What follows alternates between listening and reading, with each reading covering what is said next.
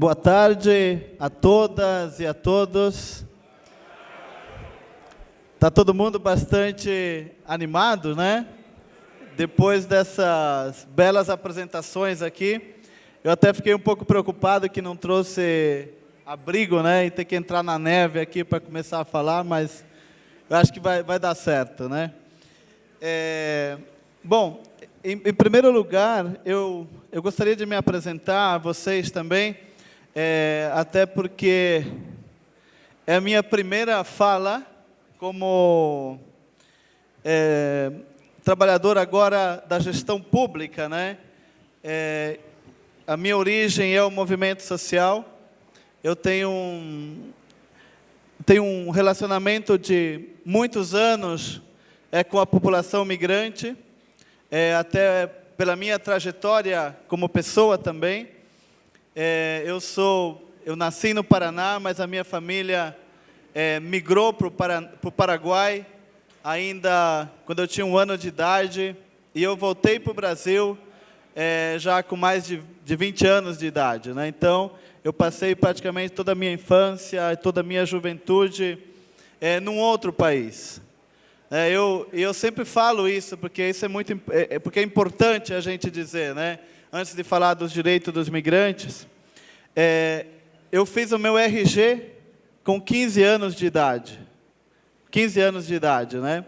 Com 18 anos, eu consegui o meu documento de residência, de permanência no Paraguai. Com 21, eu voltei já para o Brasil, quer dizer, aproveitei pouquíssimo, né?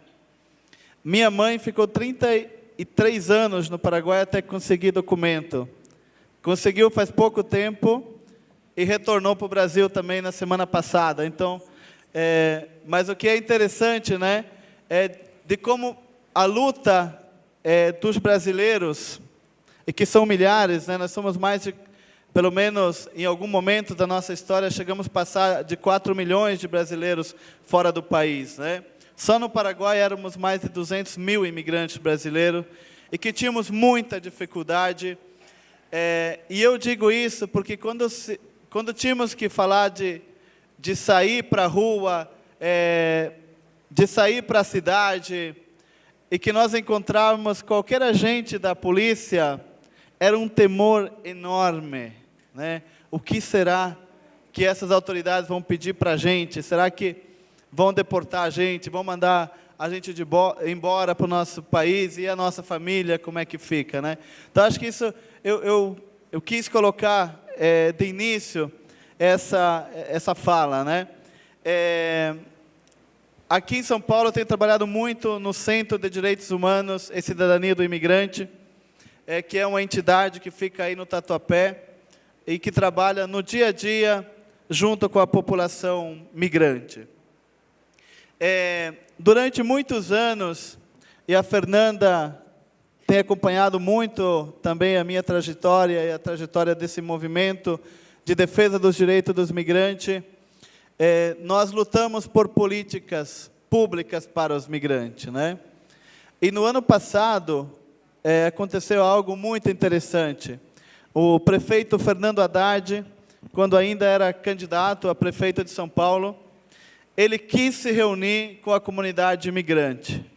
E foi um gesto muito, muito interessante, porque, em primeiro lugar, que o imigrante não vota, né? O imigrante permanente aqui no Brasil, a não ser que seja naturalizado, mas são pouquíssimos os naturalizados, ele não vota, né?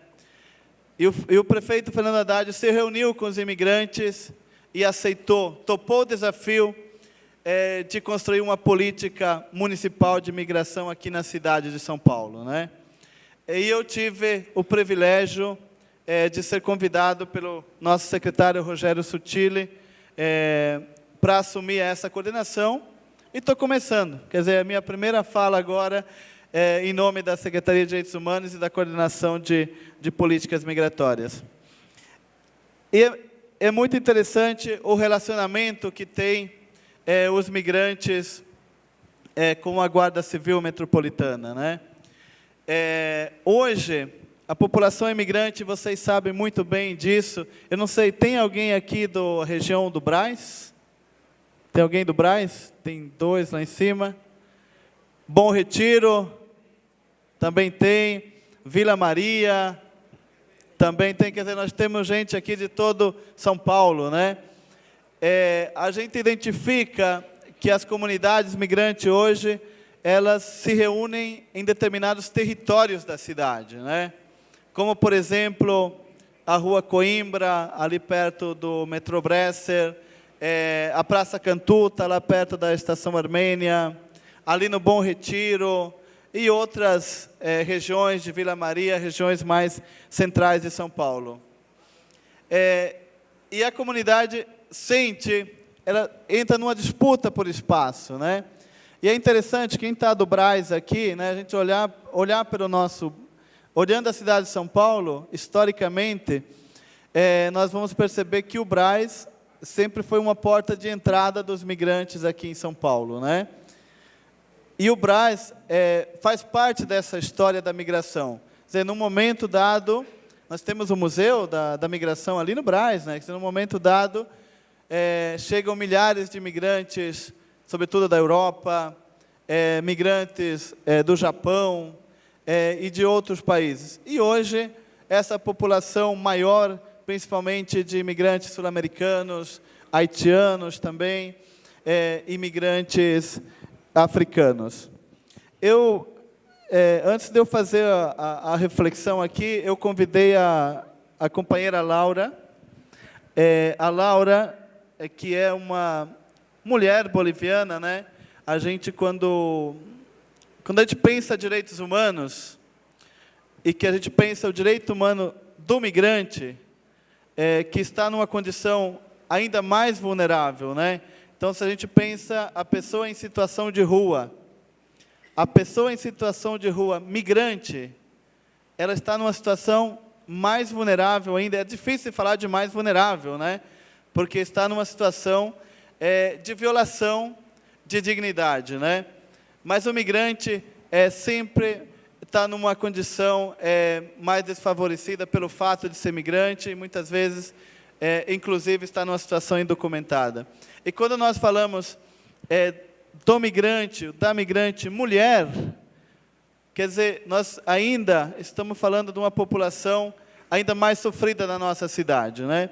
E o que eu quero dizer aqui é que, no momento, a migração que nós temos em São Paulo, principalmente de migrantes sul-americanos, é uma migração que passa por jornadas exaustivas de trabalho e por muitas dificuldades, né? Eu escrevi um artigo com a Gabriela Timóteo faz muito tempo, faz 2 anos atrás, sobre tráfico de pessoas.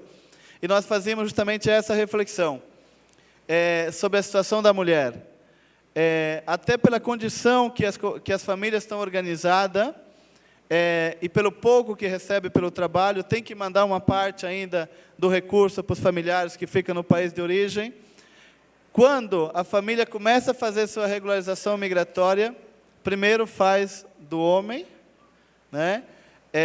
E aí depois faz das crianças, para que tenha a escola, para garantir todos os direitos da criança.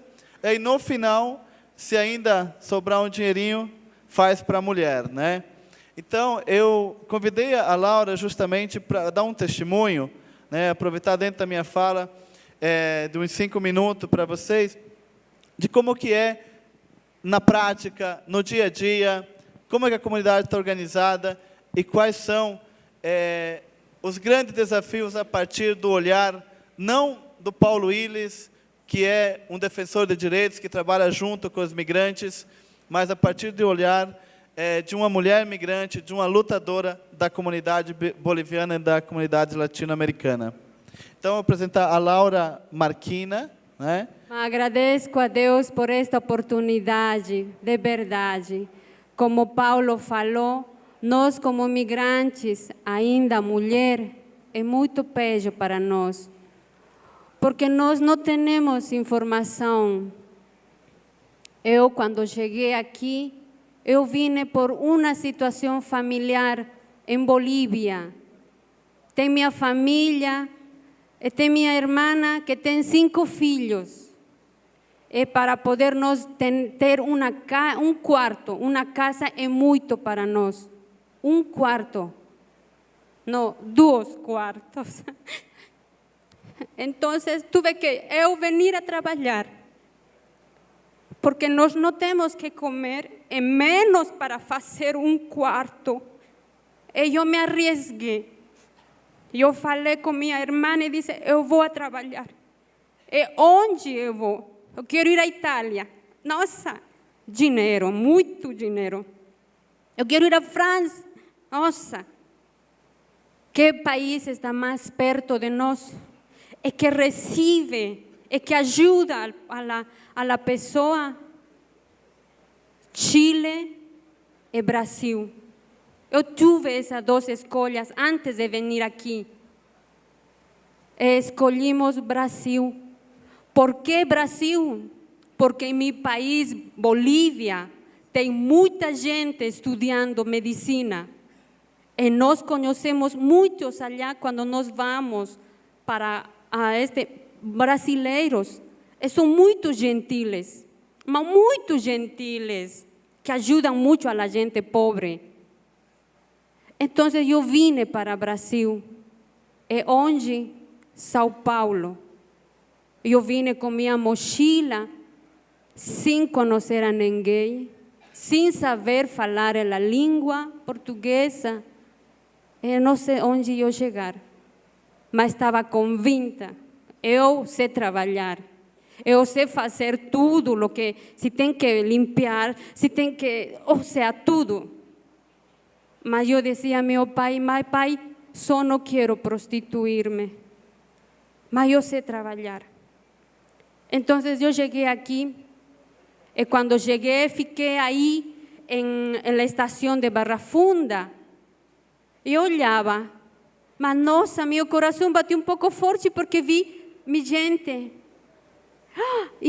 bolivianos, que, nossa, me alegrei, verdade que eu alegrei, porque eu não sabia onde ir. Então eu esperei quase como 4 ou 5 horas na estação sem saber o que fazer.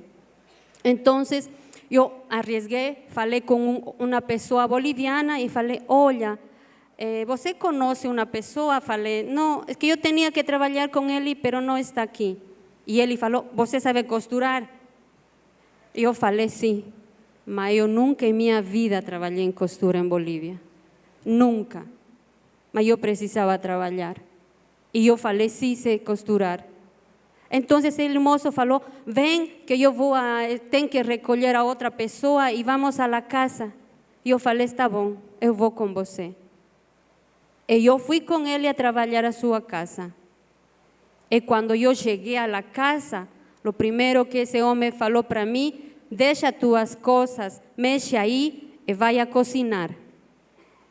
Está bom. Deixei minhas coisas, falei, por favor, posso dar um banho? Tá 2 dias e meio de viagem. Tá bom, vai, mas depois cozinha, porque tem mais trabalhadores aqui, e 10 em ponto. Ainda não, melhor 10 e meia, assim trabalham um pouco mais. 10 e meia, você, a comida pronta. Tá bom, bom.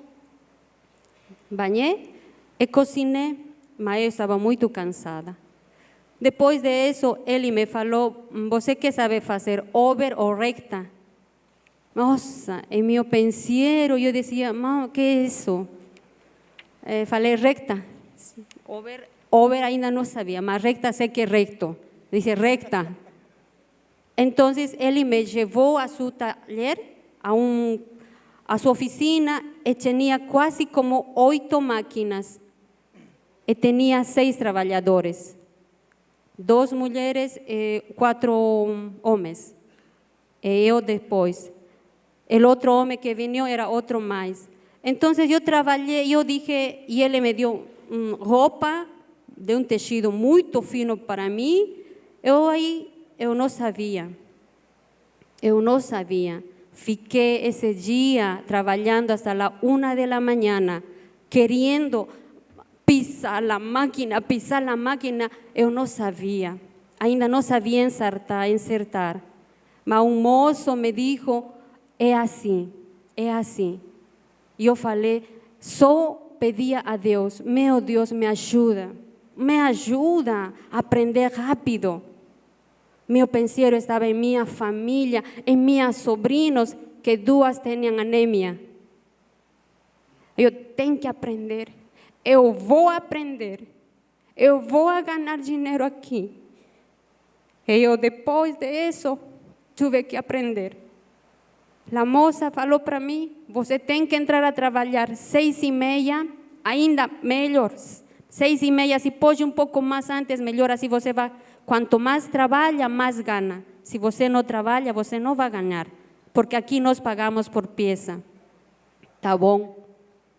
Então, 6:30, ela faz despertar, então eu vou a trabalhar. Mas eu não podia, ao início, fazer. O meu primeiro salário foi R$55 ao mês, porque eu aprendi a costurar em um mês. Meu segundo salário foi R$200 ao mês.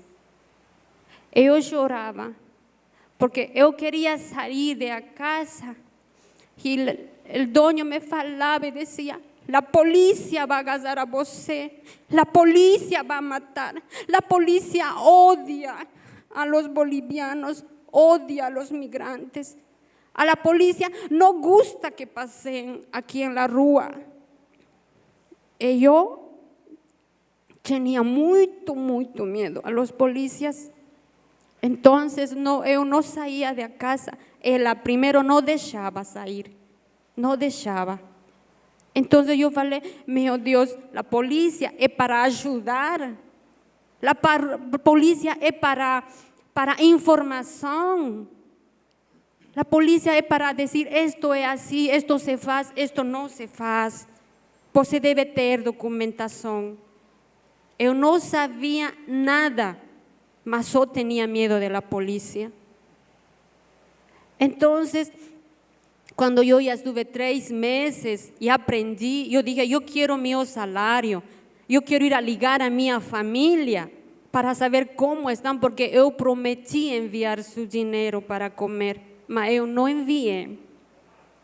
Então, como aqui a gente, nossa gente, meu pueblo sofre por essa situação da polícia, não porque vocês são malos, não, sino porque nós não temos conhecimento. Muito obrigada. Nós não temos conhecimento, não temos informação de quem é a polícia, de qual é sua labor, sua função da polícia, tanto civil, municipal, não sei ainda bem. Mas depois eu digo a todos, de verdade, meu pueblo é um pueblo que precisa de você. Mi pueblo é um pueblo que sabe trabalhar. E a nação de Brasil precisa, como falou a doutora, professora com os meninos, nós precisamos de todos nós. Nós precisamos ir juntos de la mano para fazer uma Latinoamérica unida e melhor para todos nós. Eu digo obrigado a Deus por todos vocês, que vocês estão para ajudar-nos. Obrigado a todos por este tempo que me dieron. Obrigado.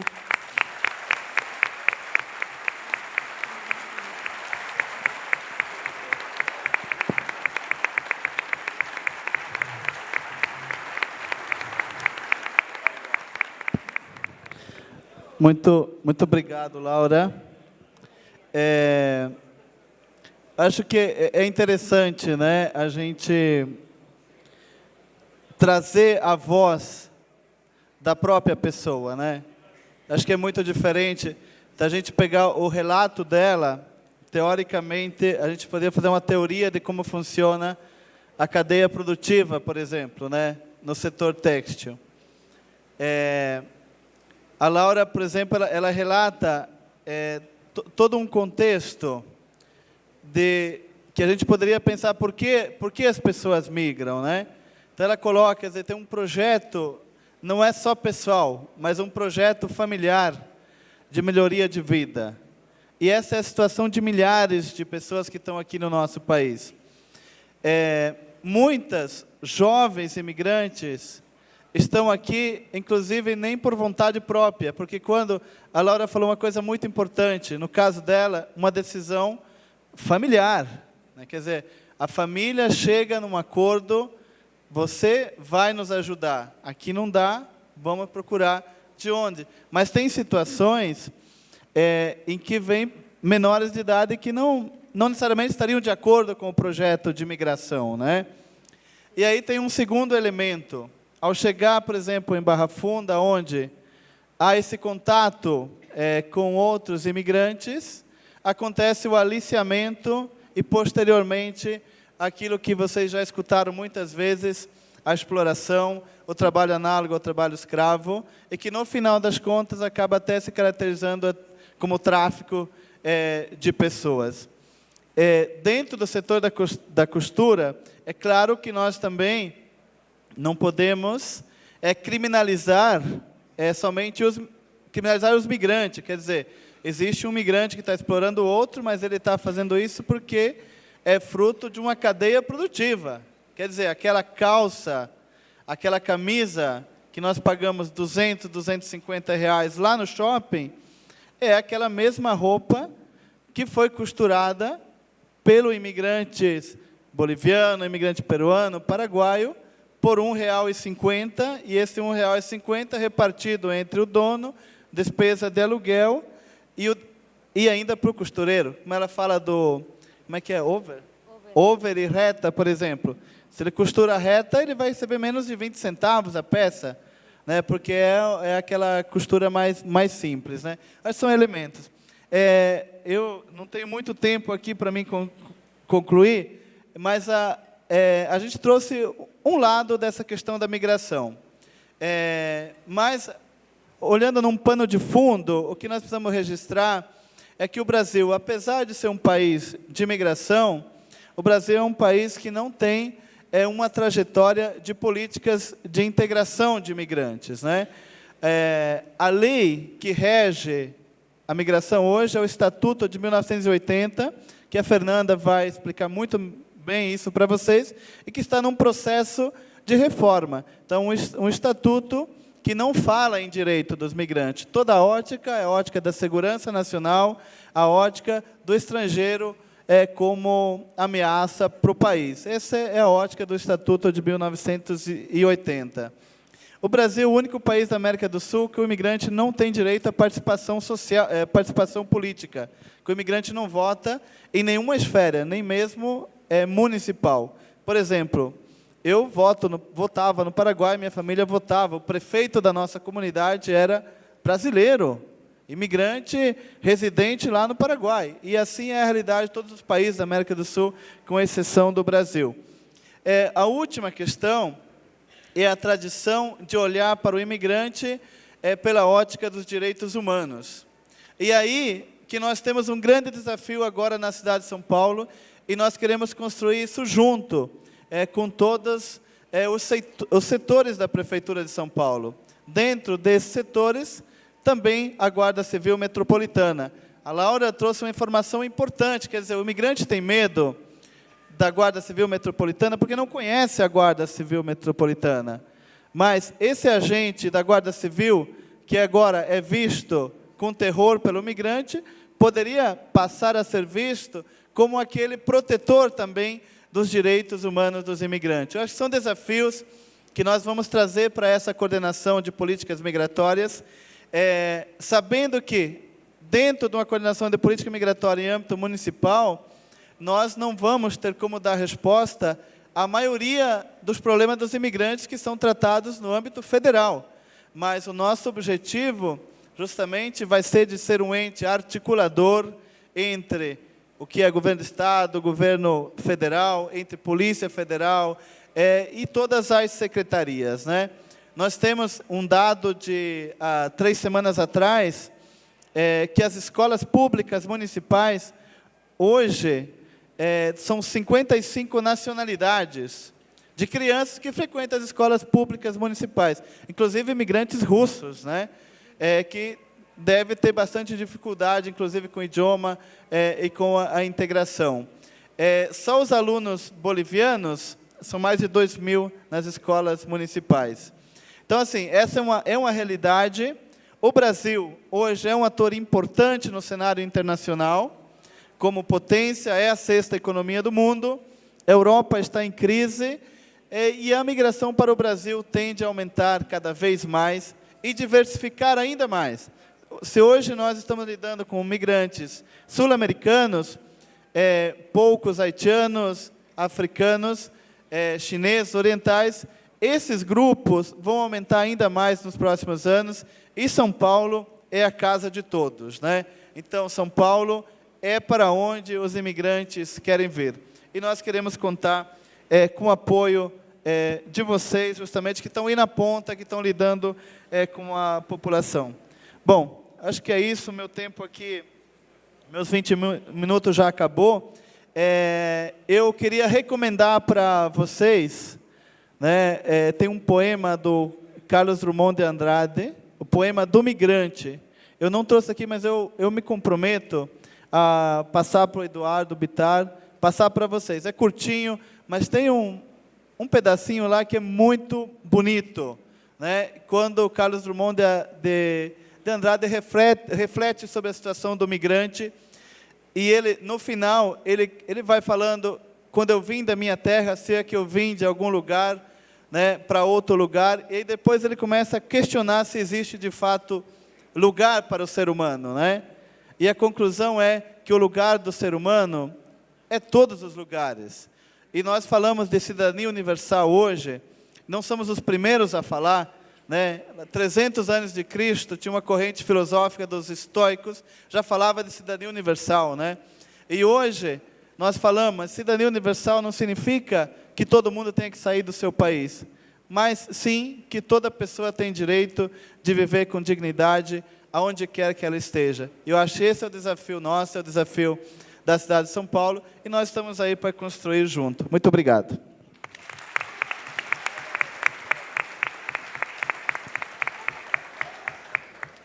Obrigada, Laura, pelo depoimento. Obrigada, Paulo. Seguiremos agora com a Fernanda dos Anjos, diretora do Departamento de Justiça, Classificação, Títulos e Qualificação do Ministério da Justiça.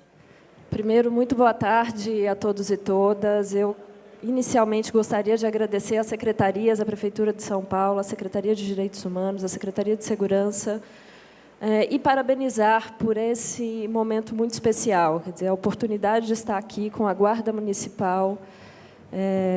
Eu já tive, algum tempo atrás, a oportunidade de conhecer a atuação da Guarda Municipal em distintos locais do Brasil. E eu só tenho, nesse momento, de fato, uma grande satisfação em poder sentar, ter um momento de diálogo com a Guarda, que onde quer que eu passe nesse país, a atuação que eu vejo é uma atuação de cidadania, é uma atuação de promoção de direitos e é um reconhecimento da população local de que essa é uma força de segurança pública estratégica, porque ela atua em prol da promoção de um direito fundamental, que é o direito à segurança.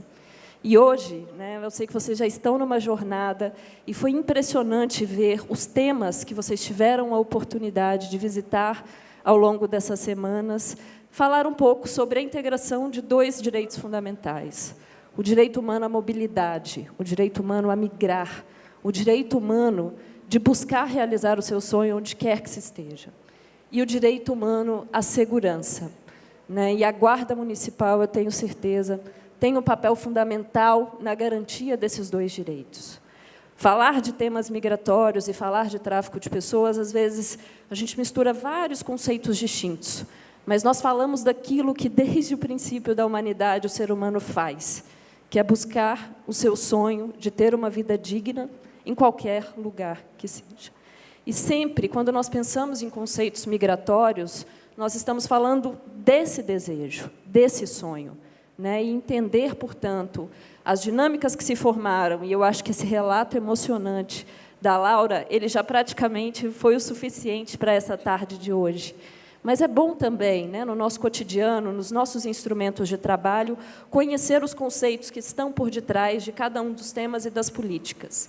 E era isso que eu queria compartilhar um pouco mais com vocês, mas muito na esteira daquilo que o Paulo já colocou e da experiência que a vida prática de um migrante, relatada pela Laura, ainda coloca como desafio para uma garantia de direitos humanos na nossa vida. Pode passar, por favor.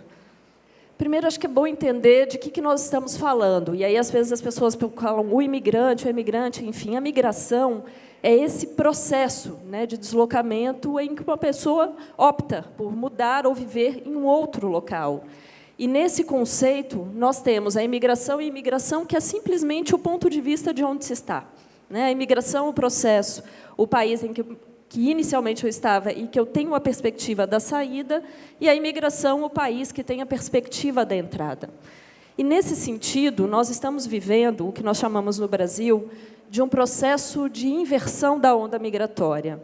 Quem de nós aqui não conhece alguém que, durante a década de 90, durante os anos 2000, saiu, foi buscar oportunidades de vida nos Estados Unidos, na Europa, em função das condições econômicas dadas por aqueles países, e que foram viver em condição, às vezes, indocumentada, também passando por processos, às vezes, complicados de acesso à dignidade, né? E hoje o que nós estamos vivendo, em especial após a crise de 2008, a crise econômica, é um processo de retorno desses brasileiros que estiveram fora, o que nós chamamos de uma migração de retorno, e também um processo de atração internacional de imigrantes. E o Brasil é um país forjado pela imigração, é um país que, culturalmente, é fruto, né, dessa migração de distintas partes do mundo e que forja a nossa identidade, e, em especial, a nossa identidade acolhedora, como a Laura disse, e a nossa identidade de conseguir correlacionar. É um país que, internacionalmente, não tem xenofobia, mas que sempre, às vezes, a gente abre as capas dos jornais e nos assustamos quando a gente vê lá invasão, né, de haitianos. Isso é de assustar. Mas espera aí, quem tem medo dos haitianos? Quem tem medo dessa inversão? Quem tem medo desse processo migratório? Um brasileiro não pode ter. Um brasileiro forjado por um processo migratório, ele tem que ser o primeiro a identificar essas tendências, que às vezes vão provocar ondas de ódio, ondas que podem, num ou noutro sentido, promover algum grau de violação de direitos. Então, é sempre importante olhar para a nossa história, olhar para o que o Brasil vem se tornando internacionalmente. Nós somos um país de atração, primeiro porque nós estamos em pleno desenvolvimento e nós dependemos dessa mão de obra migrante. É importante que essa mão de obra venha para o Brasil, porque há espaço de trabalho em distintos locais desse país que demandam a mão de obra do migrante. Segundo, porque nós estamos nos tornando, e amanhã começa a Copa das Confederações, né? Um país que internacionalmente tem sido cenário e tem sido polo de atenção do mundo. E sendo a nossa cultura uma cultura forjada de imigração, sendo o país hoje um centro de atenção internacional, quer seja pelos grandes eventos que vai começar a sediar, quer seja por um momento econômico de estabilidade, enquanto a gente está vislumbrando aí recesso econômico em distintas partes do mundo, quer seja também porque nós temos um país de tradição de acolhimento, né? E esses são os elementos que são fundamentais para que a gente compreenda esse processo migratório que vem ocorrendo recentemente. Então, entender um pouco desses conceitos é importante, porque nós temos processos migratórios que são os que vão definitivamente para aquele país e que vão desejar a permanência naquele país. Mas existem processos migratórios que são temporários ou que são sazonais, a depender, e aí a gente olha a fronteira brasileira, a depender da safra, a depender da produção econômica, e ou até mesmo o que nós chamamos recentemente na literatura de movimentos migratórios circulares. Então, entender que esse processo de mobilidade, ele pode ter distintos intuitos, seja o intuito da permanência, seja o intuito do desenvolvimento econômico, ou até mesmo da temporalidade com que se deseja realizar esse processo migratório. E aí é interessante, aí o Paulo falou um pouco antes, na fala dele, de que esse é um tema que está na governabilidade do Executivo Federal.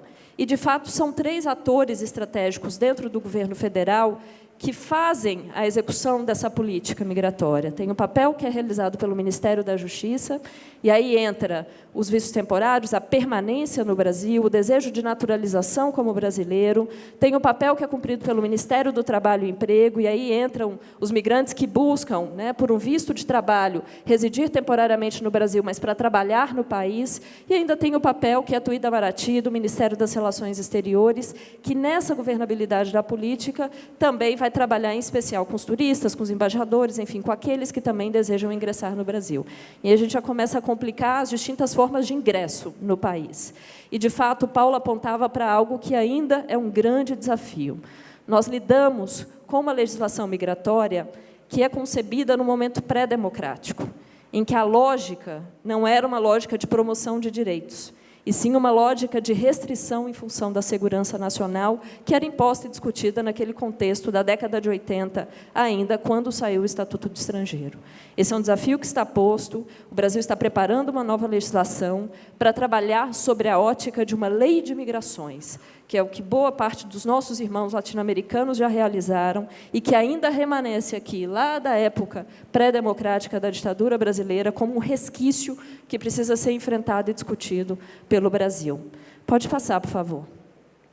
É só para entender, portanto, esses temas de documentado, indocumentado, a migração regular, e aí entram os distintos tipos de vistos, com os distintos ministérios que os concedem, e essa permanência que se realiza no Brasil. Nós temos esse processo de documentados ou migrantes indocumentados, e sempre o receio, né, do migrante é de que esse seja um processo e há um olhar, muitas vezes, criminalizador para o migrante que está numa situação indocumentada. Quer seja porque ele entrou e o visto dele expirou, quer seja porque ele entrou sem o visto adequado, ou quer seja porque ele entrou com um tipo de visto e está trabalhando no Brasil. Mas, primeira questão importante, nós estamos falando aqui de uma questão de uma infração administrativa. Nós não estamos trabalhando com crime, e isso é muito importante para se conhecer quando nós falamos de processos migratórios. E aí eu vou complicar um pouco mais essa história para dizer de fluxos mistos e de movimentos criminais, ou movimentos de crime organizado, que, em torno dessa legislação, também produzem crime com o processo migratório. E essas distintas, né, enfim, esse processo de migração, de entrada regular no país, com qualquer um desses desejos de permanência, seja para o trabalho, seja para a permanência, seja para estar temporário, seja para o turista, ele é feito por esse conjunto de requisitos de vistos pelos distintos ministérios e, portanto, sempre o migrante terá algum documento que diga qual é, aqui dentro do país, a forma com que ele está no Brasil. Agora, a razão dessa migração ela pode ser distinta. Essa relação, esse desejo de migrar, ele pode ser um desejo econômico ou voluntário, né, portanto, um desejo de melhor condição de vida, mas ele também pode ser feito num processo forjado. E esse processo forjado ele também pode ser por distintos motivos. Seja porque no local onde ele está, ou no estado onde ele está tendo seus direitos humanos violados, ou ele está sobre algum processo de ameaça, e, portanto, essa migração ela se dá no contexto forjado para um outro país, ou seja, porque ele foi trazido contra a sua vontade ou enganado para um outro país. E aí é que se começam a misturar conceitos em torno da migração, ou até mesmo acontecer o que nós chamamos de fluxos mistos. Eu faço uma migração que é econômica, mas eu faço essa migração econômica sem o tipo do visto adequado. E aí eu chego no país e me encontro numa situação de tráfico de pessoas, que vamos contar um pouco, né, de alguns casos. Eu entro com um desejo de migração econômica, mas o faço de forma indocumentada e caio numa situação de exploração. Então, às vezes, a mistura desses tipos de fluxos também é um desafio muito grande, em especial para os agentes da segurança pública, de, em especial, conseguir ter a sensibilidade de fazer a leitura, de entender a história daquele imigrante, para saber por que percurso ele passou. E aí nós sempre temos um desafio no campo das migrações, que é de percorrer o caminho de cada um desses migrantes, porque ele é único. E só a história individual vai ajudar a entender, no campo da legislação, no campo da caracterização daquele fluxo de migração, o que de fato aconteceu e qual é o direito que ela pode ascender, qual é a forma de regularização que aquela situação ou que aquela pessoa pode pleitear para ter de volta a sua condição de cidadania e de dignidade. Pode passar, por favor. E aí eu só vou falar de alguns, brevemente, que às vezes também a gente vê na imprensa, vê na mídia, lida no nosso cotidiano, mas não entende. No campo das migrações forjadas, nós temos alguns conceitos, em especial o conceito do refúgio, do asilo político e do apátrida, que é importante de se conhecer, né? O refugiado é exatamente aquele que, por motivo de perseguição, e aí seja pela raça, pela religião, pela nacionalidade, por um grupo ou por uma opinião que ele expressa, ele se encontra em condição de vulnerabilidade no âmbito do seu país e precisa sair do seu país para poder ter uma garantia dos seus direitos humanos. E aí o mecanismo, o Instituto do Refúgio, é a forma com que um outro país acolhe essa pessoa em situação de ameaça ou perseguição. E aqui, no caso brasileiro, nós temos inúmeros refugiados. E esse números, eu falo, mas ainda muito pequeno. Nós temos, formalmente, no Brasil, mais de 4.000 refugiados. E isso é praticamente nada frente ao que tantas outras nações acolhem de refugiados e ajudam no processo de reorganização da vida e de busca da dignidade. O asilo político, essa já é também uma instituição jurídica antiga, que é quando uma pessoa é perseguida por suas opiniões políticas, situação racial ou convicções. E, nesse caso, ela é perseguida no seu país e pode ser protegida por um outro Estado. É o que a gente vê lá no caso do Assange, do Wikileaks. Não sei se ele pediu asilo, não sei se vocês acompanharam. E o apátrida, que é toda pessoa que não seja considerada nacional por qualquer Estado, segundo a legislação, como seu nacional. Eu vou dar o exemplo aqui dos palestinos.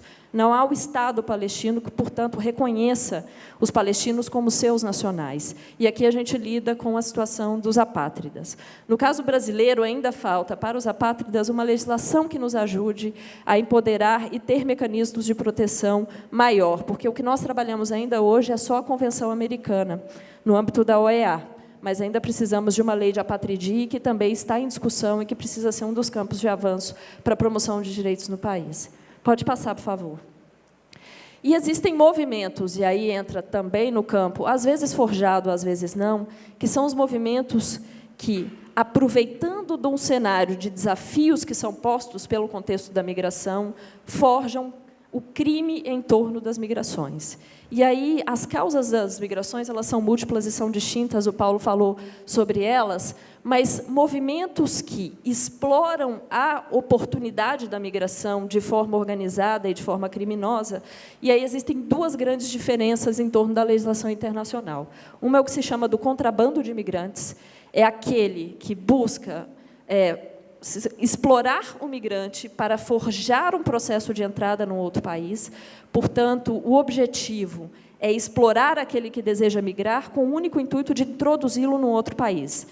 São os famosos coiotes, né? Aqueles que abusam e extorquem os migrantes para fazer com que eles cruzem as fronteiras dos países.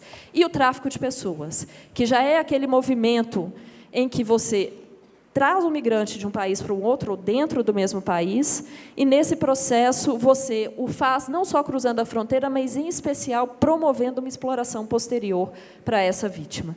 Então, nós temos alguns elementos que distinguem esses crimes que se dão em torno dos processos migratórios. Pode passar. E aí, só para ter um pouco de curiosidade, né, estima-se que o número total de imigrantes internacionalmente no mundo, esse é um dado de 2010 da ONU, seja em torno de 214 milhões de pessoas, ou seja, 3% da população do mundo é de imigrantes. Por volta de 20% desses migrantes residem nos Estados Unidos, 9% na União Europeia e 5% no Canadá. Só 0,32% dos migrantes internacionais residem no Brasil. Vejam o quanto o nosso país ainda tem de oportunidades, ainda tem de uma vastidão, para que esse processo migratório possa ocorrer de uma forma regular, documentada, e como país de acolhimento que, historicamente, nós somos. Né? Desses migrantes, nós temos os dados também das migrações internas. Né? E aí, sempre que nós falamos de um processo de deslocamento de migração, ele não é só internacional. Quantos de nós aqui nessa sala não nascemos na cidade de São Paulo e aqui estamos? E nós sempre temos, às vezes, o processo de migração de uma cidade pequena para uma média, para chegar a uma capital. Essa é a trajetória da vida humana, nós nos deslocamos, esse é o que nos move historicamente. E a maioria desses migrantes internacionais migra, muitas vezes, para um país vizinho. Só uma minoria atravessa grandes distâncias.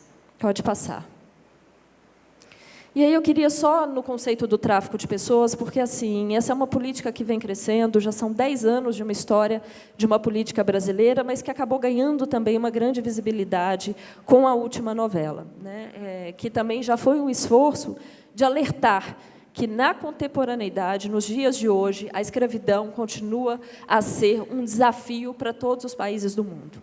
O último relatório da ONU, que saiu agora no final de 2011, revela que, em todos os países do mundo, nós ainda produzimos dinâmicas de escravidão, dinâmicas de comercialização da vida, e que estão postas sob o conceito do tráfico de pessoas. Agora, é importante entender que esse conceito ele existe só quando 3 elementos estão combinados. O primeiro elemento é um processo que é o do deslocamento, né? Esse processo de migrar, que é uma ação de recrutar, transportar, transferir uma pessoa ou receber pessoas por um meio, ou seja, um exercício de poder sobre outra pessoa. E esse exercício de poder ele pode ser por uma ameaça, por um uso da força, por um engano, por uma fraude, sequestro, ou até mesmo abusando da posição de vulnerabilidade em que aquela pessoa se encontra, né, para poder receber benefícios com uma finalidade, que é o terceiro elemento que precisa estar combinado, que é o de exploração. E aí existem distintas formas de exploração pelo tráfico, seja a exploração laboral, seja a exploração sexual, seja a exploração de uma servidão por dívida, em que você obriga uma pessoa a trabalhar para você por dívida, adoção ilegal, casamento serviço, e isso nós temos visto inúmeras brasileiras que casaram-se, né, com alguns europeus e que estão lá em condição de exploração doméstica, né? E, enfim, esses elementos combinados é que combinam e que conformam o conceito do tráfico de pessoas. Pode passar. E aí existem distintas causas que favorecem a ocorrência do tráfico ou não. E as causas, às vezes, a gente pensa que é sempre assim, a responsabilidade é da pessoa. A culpa foi dela, foi ela quem quis, né? Foi ela quem tomou essa decisão de sair, foi ela quem tomou essa decisão de se aventurar sem o cuidado devido. Mas as causas para a ocorrência desse tipo de crime, elas são distintas. E elas não podem ser única e exclusivamente centradas no indivíduo. Porque as razões que favorecem a ocorrência do tráfico são dinâmicas que são de mercado. Né? Se há a exploração sexual, é porque há um mercado que quer consumir a exploração sexual. Se há uma dinâmica laboral de exploração, é porque nós vivemos em uma sociedade com padrões de consumo que exigem a produção para uma reposição rápida do consumo, porque essa é a lógica da nossa sociedade. Então, o tráfico de pessoas estará onde estiver uma demanda de serviços para que ele exista. E hoje ele está no mundo inteiro. Então, pensem. Fatores socioeconômicos, vulnerabilidade na ponta, modelos de desenvolvimento que deslocam pessoas, políticas migratórias restritivas, como é o caso no Brasil, e esse é um grande desafio. O nosso modelo acaba propiciando a ocorrência do crime, exatamente por não abarcar garantias de direitos. A deficiência, às vezes, na resposta do Estado, aonde quer que seja na ponta, seja quem está recebendo, em dar e enfrentar as estratégias para que o crime possa ocorrer em torno do tráfico de pessoas. Mas também dinâmicas de vulnerabilidade. E essas dinâmicas, e o Paulo comentou bastante sobre isso, elas, às vezes, estão postas pela condição de gênero, né? Pela condição ou pela opção sexual. E, hoje, os migrantes que estão em maior condição de vulnerabilidade são mulheres, crianças e a população LGBT, que, às vezes, migra para sair de uma condição de não aceitação e de exploração dentro de casa. E, para sair dessa condição, opta por um processo migratório, mas, no final, acaba caindo, às vezes, em outros mecanismos de exploração. Então, entender que as nossas dinâmicas culturais, os nossos modelos de relação e os nossos padrões, como nós nos socializamos, eles também são fatores de expulsão e de atração para a ocorrência do fenômeno do tráfico. E, óbvio, fronteiras permeáveis, os modelos de desenvolvimento, fatores, às vezes, que são climáticos, né, catástrofes ambientais, acabam gerando também uma ambiência para que as pessoas decidam migrar ou para que redes possam abusar do desejo humano e do sonho humano para explorá-los posteriormente. Pode passar. E aí, assim, alguns indicadores de tráfico. Às vezes também a gente fica aqui, mas como é que na prática eu sei o que pode estar acontecendo, como é que eu identifico uma situação de tráfico de pessoas? E há distintos indicadores, e vários, essa apresentação vai ficar para vocês depois, se quiserem ler com cuidado, que às vezes ajudam a identificar uma potencial situação. Às vezes vocês estão ali trabalhando e não estão percebendo que às vezes tem alguém que tem receio, uma outra pessoa só que fala por um conjunto ou por um grupo de pessoas, né? Ela tem medo das instituições, sempre trancada dentro de casa, nunca sai, enfim. Há um conjunto de indicadores que ajudam a sinalizar que há algum problema, né? E é importante que vocês tenham um domínio, conheçam, saibam que às vezes pode ser uma ferramenta para vocês que estão aí na rua, estão no cotidiano, identificar alguma situação de vulnerabilidade ou de exploração. Pode passar. E aí, só para contar um pouco também a história de como o Brasil vem construindo as suas políticas públicas para, em especial, enfrentar o tráfico de pessoas. Esse é um tema que não começou com a novela, aliás, a novela fez um grande serviço de alertar a sociedade que esse tipo de crime ainda existe, mas só no contexto brasileiro já vai aí uma década de ação estatal, de identificação, de diagnóstico, de incorporação dos instrumentos internacionais e de produção de uma política local que busca apresentar respostas a esse fenômeno. Pode passar. E aí nós temos, nacionalmente, alguns atores que estão envolvidos em torno dessa gestão da política. Temos uma coordenação que é tripartite, que desenha essa política e que monitora a sua ocorrência, Ministério da Justiça, Secretaria de Direitos Humanos, Secretaria de Políticas para as Mulheres, uma coordenação nacional sobre esse tema e um esforço muito grande de integração federativa com estados e municípios para produzir políticas de enfrentamento ao tráfico de pessoas com a necessária articulação com a sociedade por meio dos comitês. Hoje, são 17 ministérios que implementam ações de enfrentamento ao tráfico de pessoas, além, é óbvio, do diálogo permanente com os organismos organismos internacionais, os demais poderes e a sociedade civil. Pode passar. Só para se ter uma ideia, nós temos duas estruturas fundamentais hoje que atuam no enfrentamento ao tráfico de pessoas. São os núcleos estaduais, que buscam, na estrutura dos estados, desenhar os diagnósticos locais e construir os planos para enfrentar a realidade. E quando nós falamos de tráfico de pessoas no Brasil, o que está acontecendo em São Paulo é completamente distinto do que está acontecendo lá no Amapá, ou no Mato Grosso, ou no Nordeste brasileiro. Tá? São dinâmicas que nós temos na realidade do tráfico de brasileiros que são levados para fora, e a gente sempre pensa nas rotas europeias como as mais tradicionais, mas não, nós temos meninos nossos, jogadores de futebol, que estão sendo levados para o Azerbaijão, para o Irã, para o Oriente Médio, para distintas partes do mundo, para serem explorados. Nós temos aqui, do lado de São Paulo, meninos que estão vindo do Nordeste brasileiro, garotos, e que estão sendo explorados no futebol aqui, né, nas Barbas de São Paulo. Temos ainda dinâmicas de idas de churrasqueiros, bailarinas, modelos brasileiras que são exploradas na Índia, na Finlândia, enfim, em distintas partes do mundo. Então, achar que ele tem uma rota certa ou uma forma de ocorrer que é padrão, é um grande equívoco, porque o tráfico de pessoas ele tem dinâmicas muito distintas a depender das oportunidades do mercado, da demanda e dos modelos migratórios que os países adotam.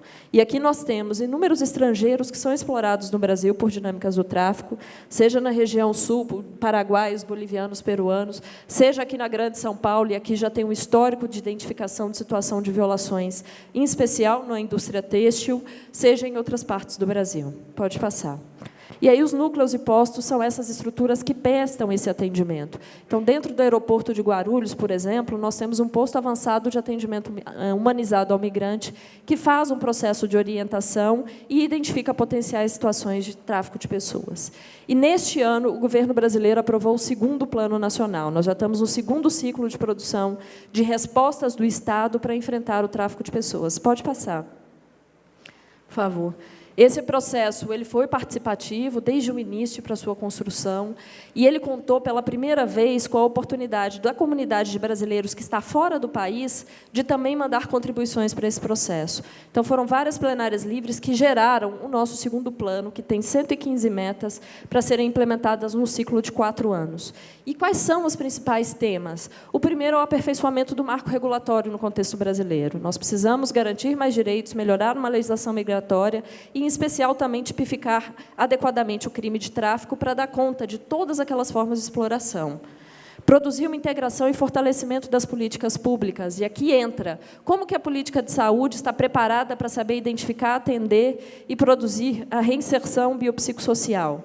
Como que a segurança pública está preparada para reconhecer o fenômeno e saber o encaminhamento a dar a uma pessoa que foi identificada em situação de tráfico. Então, esse é um esforço do plano, por isso existe uma rede sendo estruturada em todo o país, e, em especial, por isso há uma preocupação das distintas políticas públicas em como atender adequadamente e dar um encaminhamento no caso do tráfico de pessoas. Ações de capacitação, óbvio, produção, gestão e disseminação de conhecimento. Este foi o primeiro ano que nós divulgamos um dado, um relatório sobre tráfico de pessoas no Brasil. Só de 2005 a 2011 foram mais de 400 brasileiros identificados fora do país em situação de tráfico de pessoas.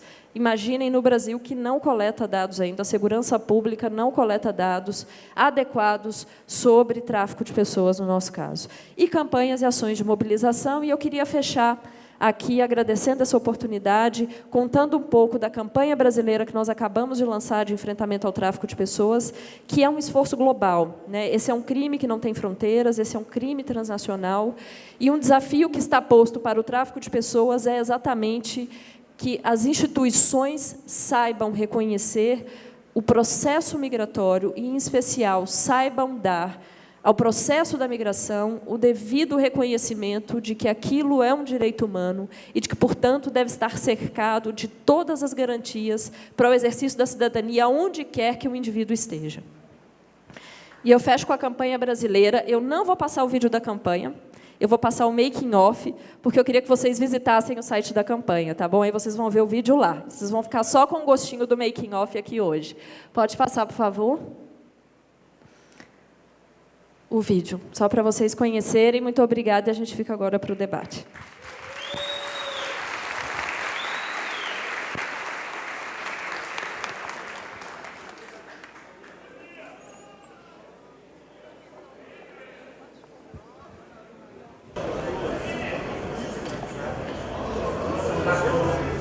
É um grande absurdo. Ser escravizado por qualquer outra condição é um grande absurdo.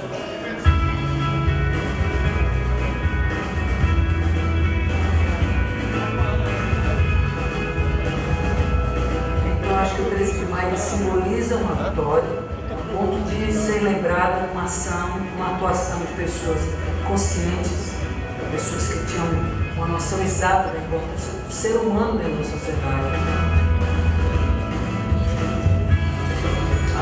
Hoje é dia da abolição dos escravos. Mas será que o tempo da escravidão acabou mesmo? Quem foi enganado e levado para fora do seu país ou da sua cidade é escravo.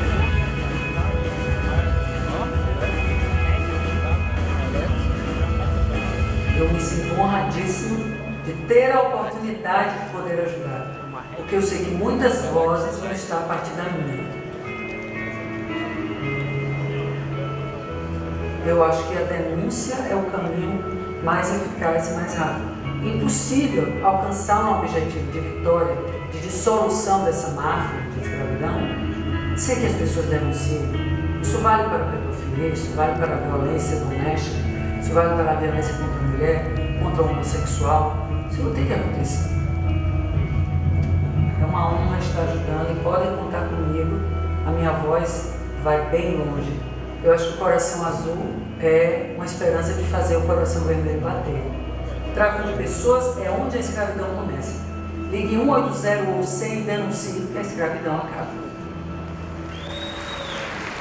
As perguntas serão respondidas em blocos de 3, tá bom?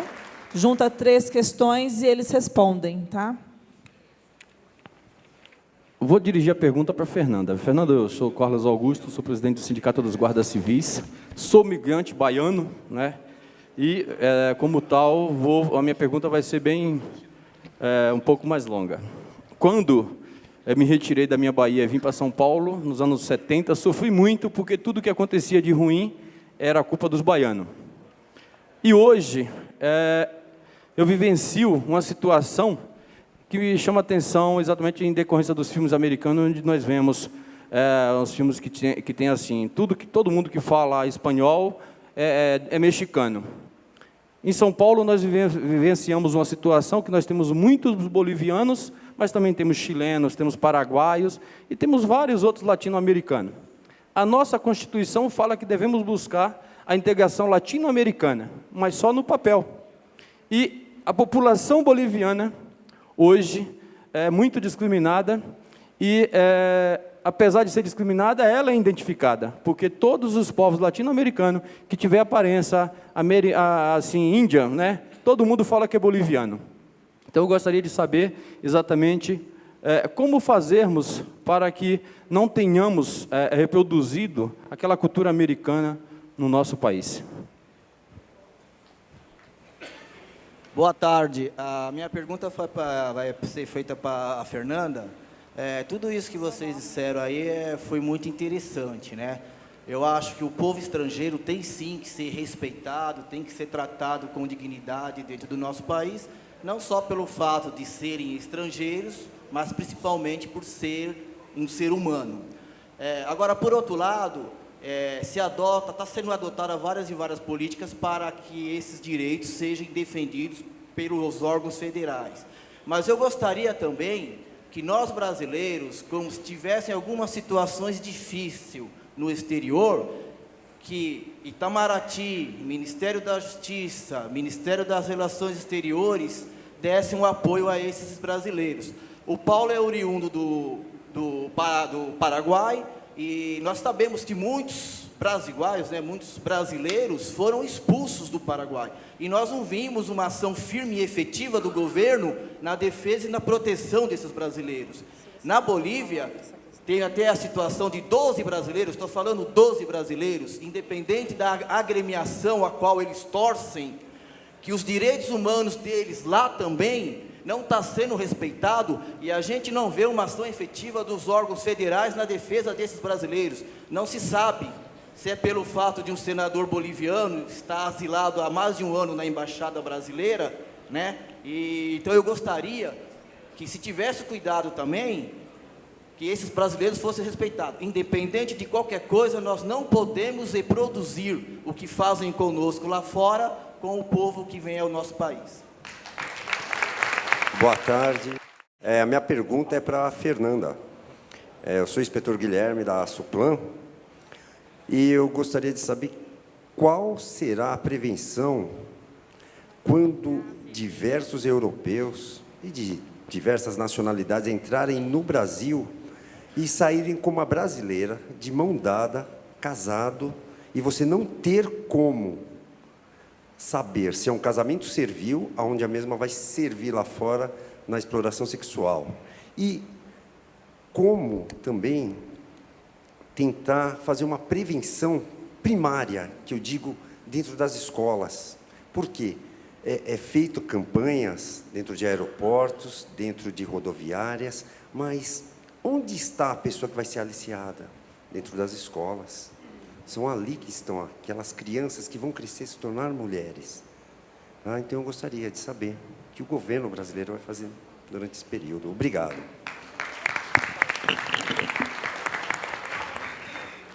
Bom, primeiro agradecer as questões, porque são provocadoras, mexem com desafios que não são simples.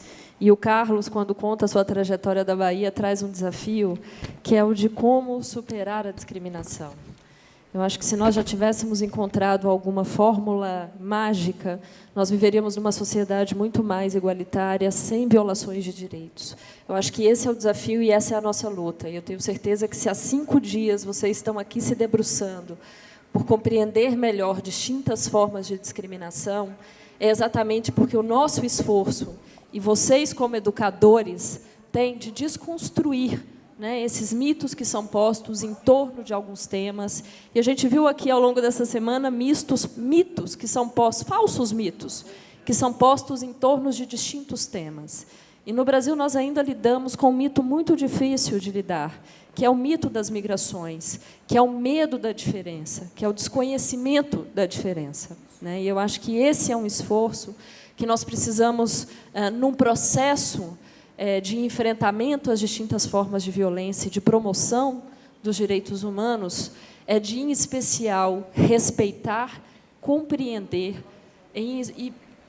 num processo de relação com o outro, se colocar no lugar do outro, compreender essa relação de diferença.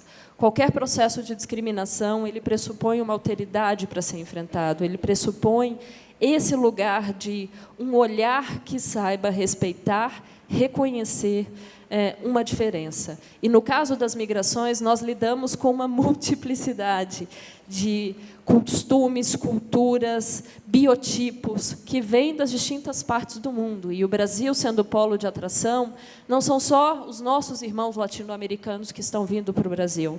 Nós somos polos de atração do mundo inteiro. Aumentou significativamente o número de vindas de europeus para o Brasil nos últimos anos, recentemente, né? Aumentou a vinda dos... E isso o Paulo falou várias vezes aqui no começo. Então, um processo de enfrentamento às distintas discriminações, ele perpassa o cotidiano das nossas relações com o outro, a desconstrução desses mitos que estão postos em torno de cada um dos processos de violação de direitos. Então, Carlos, eu te falo que esse é um desafio que nós ainda precisamos encontrar as distintas fórmulas, mas é na nossa relação com os nossos parceiros institucionais, é dentro da nossa corporação, é na nossa relação com o indivíduo na sociedade, na relação de vizinhança, onde nós estamos, num processo que é pedagógico, num processo que é de alteridade. E vocês que estão sendo formados como educadores têm uma missão profunda de ajudar a transformar a nossa sociedade e a enfrentar os diferentes tipos de discriminação que nós ainda, permanentemente, às vezes sem se dar conta, ainda reproduzimos no nosso cotidiano. E, enfim, os direitos, e é difícil, às vezes, dizer que as nossas campanhas geralmente buscam tomar esse cuidado. Os nossos direitos viajam conosco para onde quer que a gente vá. E as nossas campanhas de orientação, elas têm buscado, em especial, para aqueles que desejam ou realizar uma viagem ou realizar um processo migratório, que o façam com a devida segurança. E eu já vi agente de segurança pública parar cidadão no aeroporto, às vezes parar num processo migratório e cercear o direito humano de migrar. E isso também a gente tem que ter muito cuidado. Uma decisão autônoma tomada, ela precisa ser respeitada. A nossa tarefa é de empoderar, esclarecer e cercar os nossos brasileiros do máximo de informação de segurança possível quando eles desejam realizar algum sonho. E eu não falei há pouco, mas assim, os motivos que nós migramos, às vezes, são distintos. Eu queria entrar na questão que o Guilherme trouxe do casamento. Às vezes, o desejo humano de migrar, ele não está posto só por uma condição de vulnerabilidade, mas ele está posto por um sonho. Quantos adolescentes brasileiros não querem ter uma vida lá fora, não querem ter uma experiência de viver num outro país, numa cidade maior, né? Quantas pessoas, às vezes, ainda não olham para fora com um olhar de glamour? Não, eu quero viver uma temporada na Europa. Não, eu quero... Isso é do sonho, é da natureza humana. E, às vezes, se encantar e se apaixonar por um príncipe europeu acontece. E as pessoas não tomam os devidos cuidados ao realizar um processo migratório. E as condições que nós encontramos, às vezes, de brasileiras lá fora, são de mulheres que, quando optaram por esse casamento, fizeram sem o devido cuidado migratório, chegam lá, têm filhos, e aí esses filhos têm a nacionalidade, às vezes italiana, né, espanhola, e elas estão numa condição migratória irregular. E aí vem a ameaça do próprio marido, do próprio companheiro de deportá-la, ela fica sem saber como fazer, porque ela quer trazer o filho, mas se ela traz, ela está promovendo um sequestro internacional, e a chance dela conseguir depois ficar com a guarda desse filho é muito difícil, ou seja, o drama das mulheres que vivem uma situação de casamento servil. E o casamento servil não é só para fora do Brasil, não. A gente tem dinâmicas profundas e as políticas de promoção dos direitos das mulheres buscam enfrentar esse tipo de dinâmica que ainda é de exploração e de dominação de gênero. Então, esse tipo de desafio, sempre qual tem sido a nossa orientação e o nosso esforço tem sido de sensibilizar e preparar a rede consular. É de que procure a rede consular. Aonde quer que esteja, desejou fazer uma viagem, saiu do país, saia com o telefone do consulado brasileiro em mãos, sabendo qual é o contato mais adequado, o endereço aonde fica, porque é o ponto seguro de qualquer cidadão do brasileiro no mundo é o consulado brasileiro. Portanto, que busque informação, vá ao consulado brasileiro, mas que, em especial, antes de realizar um processo migratório, saiba quais são as condições migratórias do país para onde ela está indo, né? E esse é um esforço que nós temos ao longo desses últimos anos na política, não só de enfrentamento ao tráfico, mas um processo que é de atenção aos brasileiros que estão em condição de vulnerabilidade fora do Brasil, buscando apresentar respostas. E são realizadas missões. Sempre que se identifica um número muito grande de brasileiros em situação de vulnerabilidade, o Itamaraty realiza missões para entender o que está acontecendo naquele país. E essas missões têm resultado em algumas políticas efetivas, como, por exemplo, o Ligue 180 Internacional. Nós temos hoje um canal fora do Brasil de atendimento às mulheres que podem estar em algum grau em situação de violação ou em situação de violência, porque elas possam ser atendidas no exterior. Além disso, acabou de ser inaugurado e lançado o Portal do Retorno.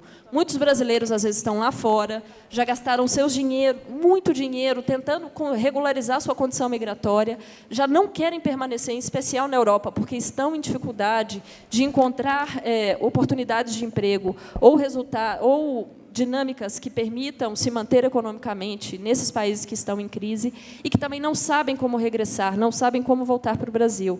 Nós temos um portal do retorno que orienta esse processo de retorno, que orienta como acessar um conjunto de políticas públicas quando esse migrante brasileiro que foi deseja retornar.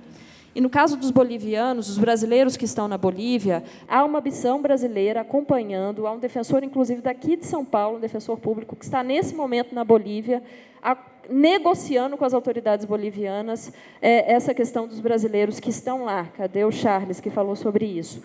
E as dinâmicas, como é que os países, em geral, produzem distintas negociações. E na Secretaria Nacional de Justiça, um departamento que cuida da cooperação jurídica internacional. A cooperação jurídica internacional ela se dá em dois vieses. Um é um viés civil e um viés penal. A cooperação jurídica ela busca, entre as autoridades públicas dos países, cooperar para que as medidas de justiça possam se dar com celeridade, garantia e um processo que seja tramitado entre as autoridades centrais. Então, eu quero dar alguns distintos exemplos. Nós temos as autoridades centrais, em que um juízo ou uma investigação de segurança pública da Polícia Civil, da Polícia Federal, que demande checar algum processo fora do Brasil, isso se faz por meio da cooperação jurídica internacional. E hoje nós temos mecanismos tramitando de cooperação jurídica internacional, porque esse processo se dá entre os jurídicos, entre os judiciários brasileiros, no caso dos bolivianos, para tentar, e uma força negociando também, do Itamaraty e do governo brasileiro. E a cooperação jurídica ela serve em dois sentidos. Ela é o que nós chamamos de um processo de busca de direitos na extraterritorialidade, ou quando se está fora do país. E aí existem direitos que vão desde um campo de indenizações, e teve um caso recente de tráfico de pessoas, que modelos brasileiras foram identificadas em condição de exploração na Índia, em que aqui, pelo governo brasileiro, pelo judiciário brasileiro, se está buscando reparar o dano lá na Índia.